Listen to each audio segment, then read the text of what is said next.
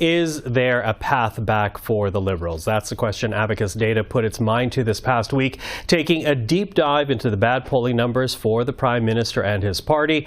And with more, we're now joined by David Coletto, the founder, the chair, and CEO of Abacus Data. David, thank you for being here.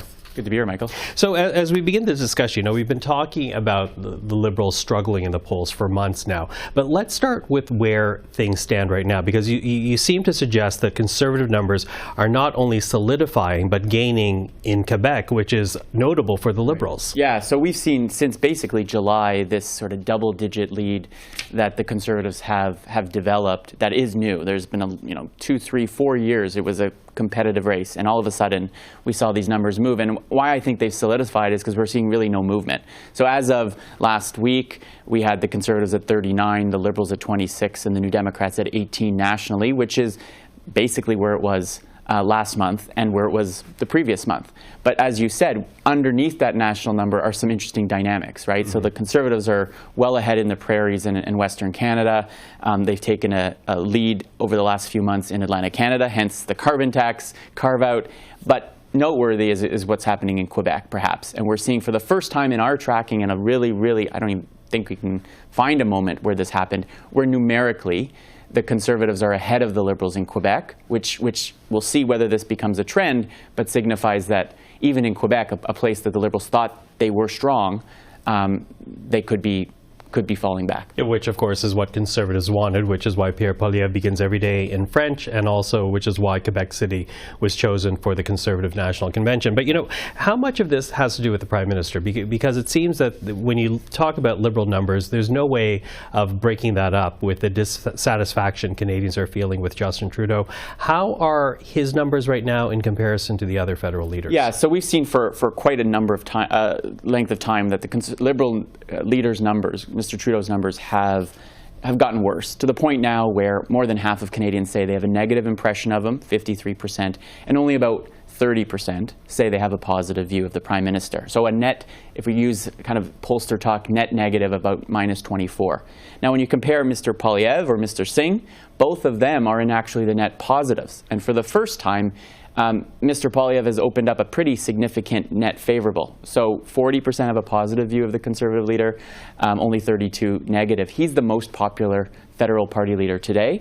And Mr. Singh has seen a little bump in the last few weeks. He's at 37 positive and 32 negative. So compared to the Prime Minister, the two main opposition party leaders are a much favorable view in terms of how Canadians feel about them. Okay, let's build on that. What is it about the Prime Minister, about Justin Trudeau, that Canadians take issue with? Well, we dug deeper and we looked at that 53% who say, I don't have a positive view of the Prime Minister, and then tried to understand why.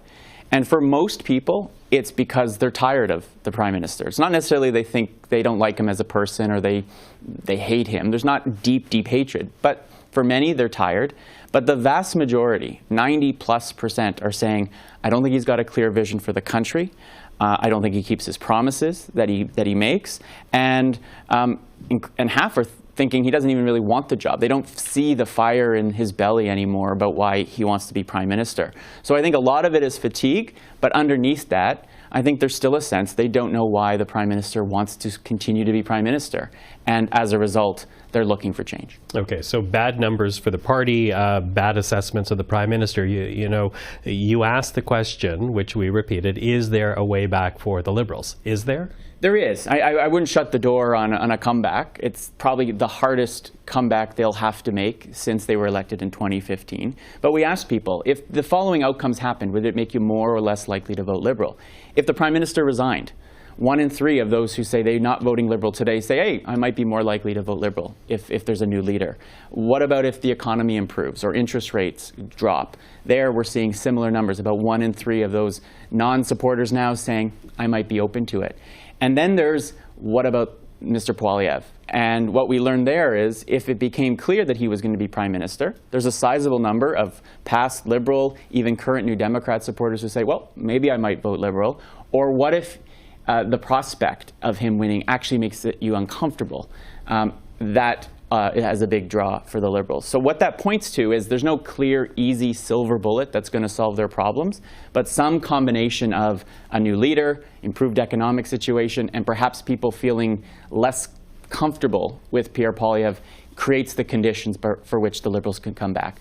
But I don't think one of those alone is likely to do it, and that path is quite narrow. Okay, so if 2 of the 3 were to change, if Trudeau were to stay, economic numbers improved, doubt remains about Pierre Poilievre, is there a path, or does it take all 3 of those, which means a new leader, to resuscitate Liberal polling numbers? Well, I think a few things have to happen. I think, yeah, 2 of 3 is probably enough. But Mr. Trudeau's numbers have to improve. I think they're so bad right now that people have to at least come to the point where they say he's better than the alternative, right? We've seen at the provincial level, even federally, where many people said, I want change, I'm unhappy with the incumbent, but ultimately chose that incumbent because the alternatives were unacceptable. That requires the Liberals, and you're seeing the New Democrats do it too, try to bring Mr. Poilievre down. He cannot be the most popular federal party leader if the Liberals are going to have a chance at winning the next election. Okay. David Coletto, thank you for this. I always appreciate the time. Thanks, Michael.